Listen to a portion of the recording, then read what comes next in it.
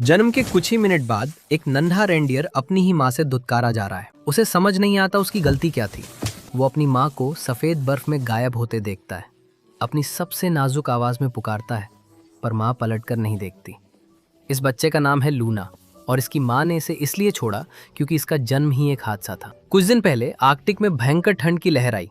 Reindeer का झुंड पहाड़ों से गर्म इलाकों की ओर निकल पड़ा ताकि बच्चे सुरक्षित पैदा हो सकें। लूना की माँ भी उसी झुंड में थी। लूना अभी उसके पेट में ही थी, लेकिन आधे रास्ते में समय से पहले प्रसव पीड़ा शुरू हो गई। इतनी भीषण ठंड में जन्मे बच्चे के बचने की उम्मीद लगभग शून्य होती है, पर बच्चा तो आना ही था। माँ झुंड को जाते देखती रही और अकेले ही जंगल की ओर दौड़ पड़ी। आधा मीटर बर्फ के बीच बड़ी मुश्किल से उसे एक सूखी सुरक्षित जगह मिली, लेकिन असली परीक्षा अभी बाकी थी। अगली सुबह लूना उठी, लड़खड़ाते पैरों पर खड़ी हुई।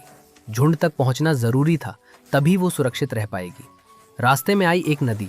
धारा हल्की थी, पर एक दिन की लूना के लिए वो जानलेवा हो सकती थी।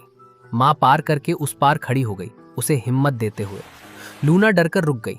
माँ वापस आई, दोबारा पार करके दिखाया, ये मुमकिन है।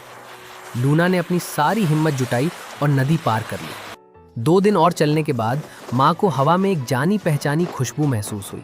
झुंड। जब झुंड ने माँ को देखा, सब हैरान रह गए।